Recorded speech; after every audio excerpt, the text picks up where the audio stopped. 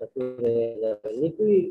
Nickel equivalent যত বাড়িয়ে দিবা তত এর ভিতরে অস্টেনাইটের পার্সেন্টেজ বাড়তে থাকবে। এই যে এইভাবে বাড়তে বাড়তে বাড়তে বাড়তে একটা সময় আসবে 10%, এরপরে 5%, তারপরে 0% ফেরাইট কি হয়ে যাবে পুরাটা। যদিও তোমার 32% ক্রোমিয়াম ইকুইভ্যালেন্ট, 32%, তারপরও সেটা 100% অস্টেনাইট হইতে পারে যদি কিনা তার nickel equivalent 28%। There is competition, দুইজন দুই দিকে টানাটানি করবে, যার শক্তি বেশি সে তাকে সেদিকে নিয়ে চলবে, এটাই স্বাভাবিক। তাহলে আমরা আসলে যে ডুপ্লেক্স স্টেনলেস স্টিলের যে কোনো জায়গায় কিন্তু আমরা দাঁড়াতে পারি। Any percentage of ferrite, any percentage of austenite আমরা নিয়ে যেতে পারি, রাখতে পারি। এখানে একটা প্রশ্ন, এর মাঝে যে মার্টেনসাইট আছে, এই মার্টেনসাইটটা কিন্তু অটোমেটিক আসবে না, এর জন্য আলাদাভাবে হিট ট্রিটমেন্ট করে নিতে হবে। হিট ট্রিটমেন্ট করলে তাহলে সে মার্টেনসাইট আসবে, অথবা হিট ট্রিটমেন্ট করলেই যে মার্টেনসাইট আসবে এটাও সঠিক না। অনেক সময় স্ট্রেস ইনডিউসড ট্রান্সফরমেশনের হেল্প আমাদের নেওয়া প্রয়োজন হতে পারে। বলো, কেউ বুঝো নাই? আসো, এরকম কারো কিছু আছে জানার?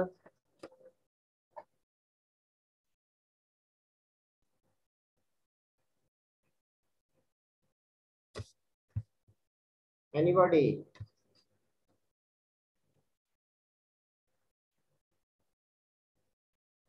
শুনতে পাচ্ছ তো তোমরা? Yes sir. ঠিক আছে, এবার আমরা অস্টেনাইটিক স্টেনলেস স্টিল পড়ি। কেন আসলো অস্টেনাইটিক স্টেনলেস স্টিল? এটার ইতিহাস হচ্ছে যে stainless steel is very very promising একটা তোমার আমাদের অ্যালয়, যেটা করোশনের জন্য আমাদেরকে সাহায্য করতে পারে। Great solution for corrosion, but problem হয়ে যায় আমাদের অজান্তে, হয়ে যায়, ভাবি হবে না তাও হয়ে যায়। সেটা হচ্ছে ইন্টারগ্রানুলার করোশন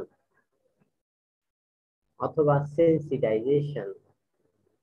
এটা স্টেনলেস স্টিলের ভিতরে হয়ে যায়।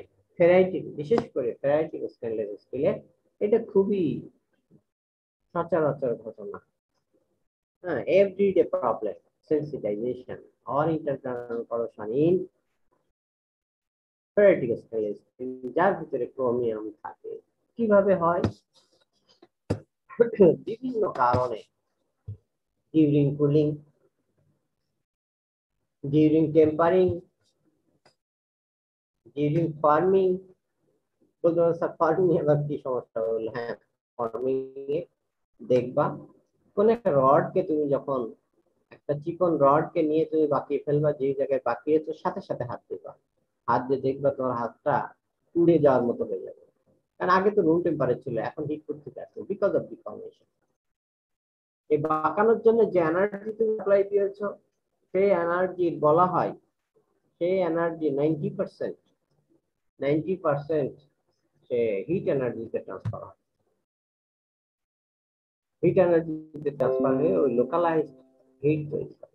এই যে লোকালাইজড হিট তৈরি হচ্ছে যে কোনো একটা প্রোডাক্ট, স্টেনলেস স্টিল একটা প্রোডাক্ট, বিশেষ করে গ্লাসের কথা চিন্তা করো, আমরা পড়বো 447 কে দেখবা, যখন গ্লাস বানানো হয় যে বেন্ডিং রিবেন্ডিং করা হয়, প্রচন্ড হিট জেনারেট করে। সেই হিটের কারণে সেখানে লোকালাইজড একটা টেম্পারিং অ্যাকশন হয়, আর এই টেম্পারিং অ্যাকশনেই এটা কার্বাইড ফর্মেশনের জন্য যথেষ্ট, যে হিটটা তৈরি হলো। আর তোমাদের আমি বারবার বলে আসছি, এখনো বলতেছি, যখন কার্বাইড প্রেসিপিটেট হয় তখন 25 থেকে 30% বেশি কার্বাইড তৈরি হয় গ্রেন বাউন্ডারিতে। এই জন্য আসলে আমাদের ফিজিক্যালি দেখানো সম্ভব হয় নাই। যখন কোনো একটা একটা স্টিল দেখবা, স্টিলের মাইক্রোস্ট্রাকচার দেখার সময় দেখবা যে গ্রেন বাউন্ডারিতে যদি 10টা কার্বাইড থাকে, উইদিন দ্য গ্রেন আছে 5টা কার্বাইড। যদি গ্রেনের ভিতরে একটা কার্বাইড থাকে, দেখবা গ্রেন বাউন্ডারিতে 2টা 3টা অন এভারেজ 2-3টা কার্বাইড আছে। যদি গ্রেনের ভিতরে অ্যাবসলিউটলি কোনো কার্বাইড না থাকে, তাও তবু হয়তো দেখবা কোনো কোনো গ্রেনে বাউন্ডারিতে 1-2টা কার্বাইড রয়ে গেছে। আমি যেটা বলতে চাচ্ছি সেটা হচ্ছে যে কার্বাইড প্রেসিপিটেট শুরু হয় ওই দিন গ্রেনে না, অ্যাট দ্য গ্রেন বাউন্ডারি। তাই যদি হয়, যদি minimum level of carbide precipitate হয়, তাহলে সেই মিনিমাম লেভেলের কার্বাইড প্রেসিপিটেশনের ম্যাক্সিমাম কার্বাইডই কিন্তু গ্রেন বাউন্ডারিতে ছড়িয়ে ছিটিয়ে থাকবে।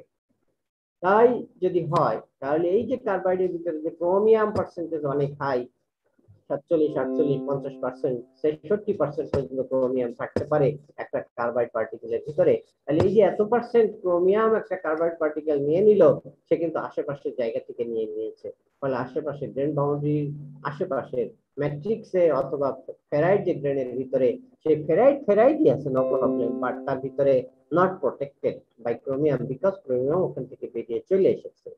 এই জন্য সেখানে ক্রোমিয়াম ডিপ্লেশন হয়ে গেছে। ক্রোমিয়ামের ঘাটতির কারণে সেই আলফা গ্রেনটা আনপ্রোটেক্টেড হয়ে গেছে, এনভেলপ ছিঁড়ে গেছে। কোন একটা জিনিসের ভিতরে যদি এয়ারটাইট করে একটা পলিথিন দিয়ে যদি আটকে রাখো, সারা জীবন রাখবা, সেটা ওইভাবেই থাকবে যদি সত্যিকার অর্থে এয়ার ঢুকতে না পারে। আমার টেবিলে যদি কোনো আমার রুমে আসো, দেখবা আমি পিএইচডি করেছিলাম যে স্যাম্পল দিয়ে, সেই স্যাম্পল 1997 সালে আমি গ্লাসের ভিতরে তাকে ঢুকিয়ে ঢুকিয়ে স্যাম্পলে হিট ট্রিটমেন্ট করতাম, যাতে কোনোভাবে সারাউন্ডিং এর কোয়েন্স মিডিয়া অথবা এয়ার অথবা ফার্নেসের এয়ার, ফার্নেসের অ্যাটমসফিয়ার আমার প্রোডাক্টটাকে ইন্টারফেয়ার করতে না পারে। That is research. রিসার্চ মানে এই নাই যে আমি একটা কম্পোজিট বানাইলাম, এর ভিতরে ওইটা ঢুকাই দিলাম, কম্পোজিট হয়ে গেল। আসলে না, আসলে যেভাবে হওয়া উচিত সেইভাবে রিসার্চ করতে হবে, যেটা আমরা পারি না।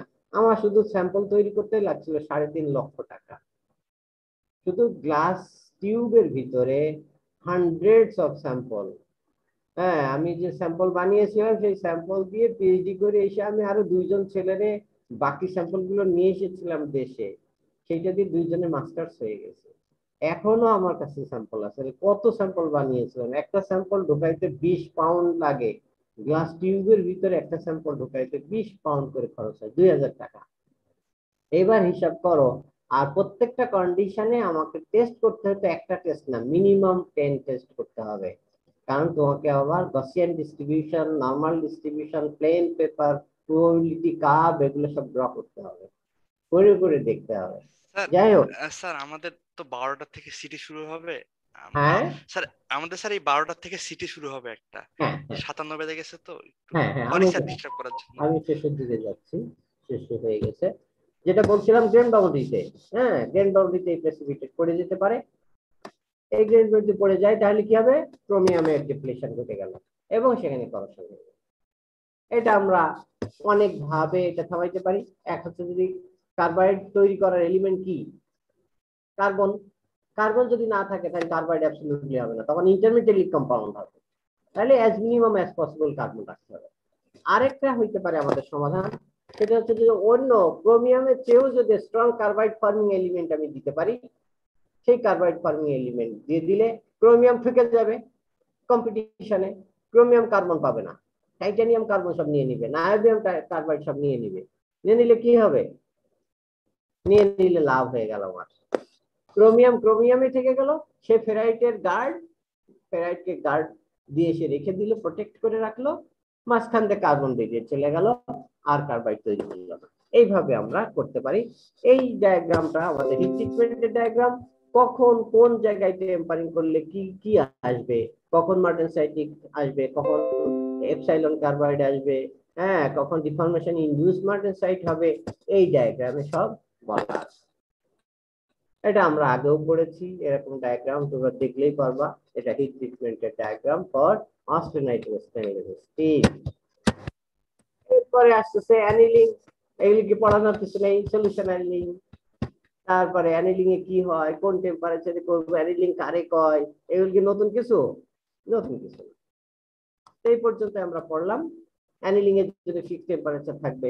এরপরে আগামীকাল আমরা এরপর থেকে স্টেবিলাইজিং অ্যানিলিং থেকে আগামীকালকে শুরু করব। ঠিক আছে, সবাই ধন্যবাদ।